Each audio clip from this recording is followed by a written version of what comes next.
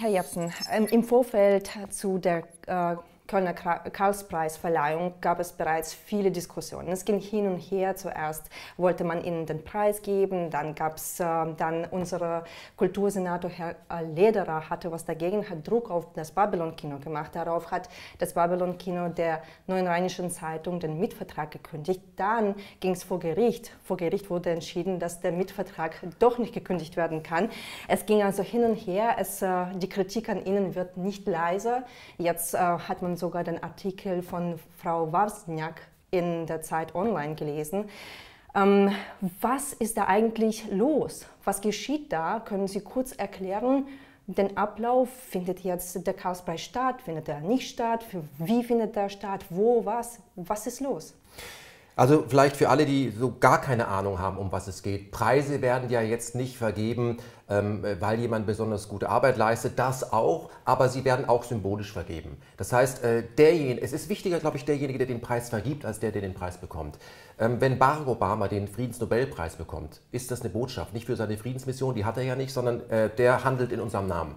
So muss man Preise auch verstehen. Und ich selber ich bin seit 25 Jahren in diesem Geschäft, viele Preise auch immer bekommen, die ich auch kollektiv mit anderen zusammen, Zivis-Preise zum Beispiel bei der Deutschen Welle oder auch den baden-württembergischen Hörfunkpreis, die man sich dann ins Regal stellt, toll, da kriegt man dann so, dieser Gruppe gefällt deine Arbeit. Es gibt andere Gruppen, denen gefällt die Arbeit nicht, deswegen kriegst du von denen auch keinen Preis. Also von daher muss man immer sehen, von wem kommt das Geschenk. Und es gibt Leute, die Gruppe, die schenkt, nicht mag. Es gibt keine neutralen Preise, möchte ich damit sagen. Ich habe mich erstmal natürlich gefreut, dass ich einen solchen Karlspreis bekommen soll, weil ich habe selber mal auf einer Karlspreisverleihung von Evelyn Hecht-Galinski eine Laudatio gehalten. Ich kenne auch die anderen Vorgänger, die Preise bekommen haben. Deswegen habe ich mich geehrt gefühlt. Da sind ja auch Pen-Club-Mitglieder dabei. Ich dachte, wow, wollen wir einen Preis geben? Toll, nicht, steht mir zu, sondern ich bin gar nicht auf Preise scharf. Weil es kann auch ein Klammergriff sein. Okay, ich habe mich so erstmal gefreut und dann ging es aber gleich am Anfang darum, dass ja auch auf so einer Verleihung und auf so einem Event, den ich ja gar nicht mache. Ich bin nicht der Veranstalter, ich bin der Gast. Dass da verschiedene Menschen auftreten werden. Und es gab dann von Anfang an Probleme mit Gästen, die weniger journalistisch arbeiten, sondern eher musikalisch, also Künstler. Ja? So, es ging also mit der Bandbreite los. Jetzt war das Problem Gilad Atzmon. Zwischendurch fragte man sich auch, ob unbedingt Dieter Dehm, der auch Musiker ist, in irgendeiner Weise involviert sein sollte, auch eher als Musiker aufgefallen. Also es ging dauernd um Künstler und es ging immer weniger um das, wo es doch im Kern doch eigentlich geht. Der Preis geht doch für eine journalistische Leistung.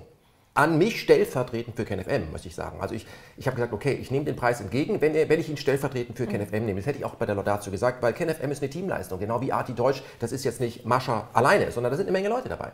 Und insofern würde ich das auch als Dankeschön nehmen an das Team, an die Community, an alle, die uns crowdfunden, nach dem Motto, es wird von irgendwo gesehen und anerkannt, was wir hier seit 6 Jahren leisten.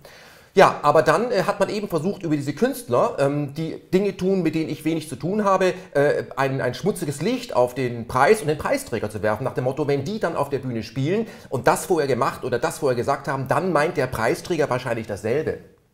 Das ist dieses Kontaktschuld, ja. Vollkommen absurd. Das ist wie, wenn man einen überführten Massenmörder in einer Zeitung interviewt, dann würde man die Zeitung bezichtigen, die das Interview geführt und abgedruckt hat, dass sie mit dem praktisch gemeinsam im Geist dieselben Werte teilen. Niemand würde auf die Idee kommen. Aber das ist die heutige Methode, Leute aus dem Journalismus, die unabhängig sind, und darum geht es ja eigentlich, die loszuwerden, indem man irgendeinen Hebel sucht, nach dem Motto, der hat mit dem geredet, dann ist er dessen Meinung. Und das ist ja vollkommen absurd. Man muss sich vorstellen, wir haben hier bei Ken FM in der Zeit, in der wir arbeiten, 1000 Interviews geführt. 1000 Interviews geführt. Ich selber habe 30.000, 40.000 Interviews geführt. Da war der ein oder andere auch schwere Nöter dabei. Das ist mein Job, mit diesen Leuten zu reden. Mein Job ist nicht nur mit Leuten zu reden, die ich mag, darum geht es gar nicht im Journalismus, sondern mit Leuten, die relevant sind. Ja, und wenn ich nicht immer dieselben Meinungen sind, sondern Leute, die unterschiedlich sind. Es geht nicht um meine Meinung bei einem Interview, sondern um die Meinung des Interviewten. Und wenn dann den da draußen, der Interviewte und dessen Meinung nicht passt, dann ist der Interviewte, also der die Botschaft überbringt, dann ist er der böse Bube. Vollkommener Humbug. Und das ist das, was hier im Moment abgeht. Und das wurde mir jetzt dann so zu viel. Ich habe ja versucht zu schlichten, indem ich gesagt habe, wisst ihr was, lasst uns doch einfach mal die, auf die sich alle nicht einigen können, lasst die doch einfach nur als Gäste im Saal sein, die Artists. Darauf konnten sich keine Lager einigen, weil es geht in Lager nur um Recht haben in seinem Lager, dass ich irgendwann gesagt habe, ach, der braucht ja mich eigentlich zur Preisverleihung nicht, oder? Darum geht es ja schon lange nicht mehr. Es geht ja nur darum, wer das und dies und das gesagt hat. Mach das mal alleine.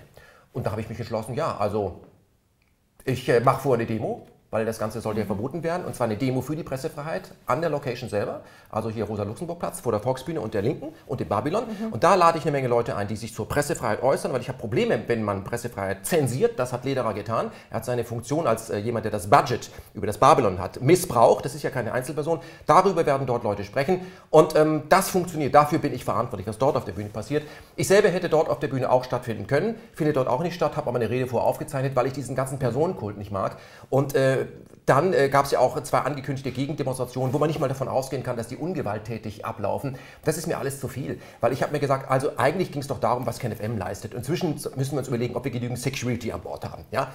Und das alles in Deutschland 2017. In Bitte. Das zeigt, was für ein vergiftetes Klima das in diesem Land ist. Und deswegen ist es wichtig, dass wir das machen. Aber ich habe nur noch mit der Bühne vor dem Babylon zu tun. Was danach kommt, ich bin nicht der Veranstalter, ich nehme nicht mehr teil. Was ich schade finde, weil es haben sich viele Leute Mühe gegeben. Aber es ist vollkommen aus dem Ruder gelaufen, und da muss man auch immer sagen, zieht man die Reißleine. Sie haben das auch ein bisschen angesprochen. Wofür stehen halt generell auch die Preise für Sie? Aber wofür steht dieser spezielle Kölner Karlspreis für Sie?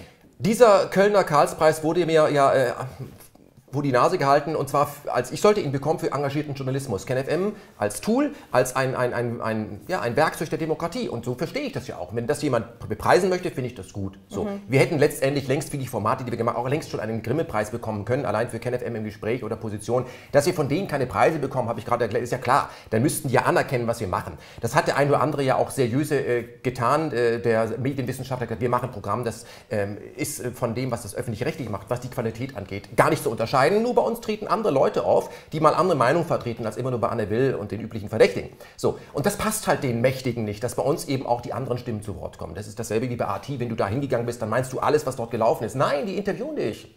Aus. So. Und wenn man sich diesen Quatsch nicht beugt, nach dem Motto, wenn du mit denen sprichst, dann gehörst du zu denen. Wenn man sich dem nicht beugt, dann wird man in den Staub getreten. Das versuchen sie bei KenFM ja schon seit vielen Jahren, weil wir ein unabhängiges Medium sind. Wir sind nicht das alternative Medium, wir machen Presse. Was die anderen machen, ist alternativ.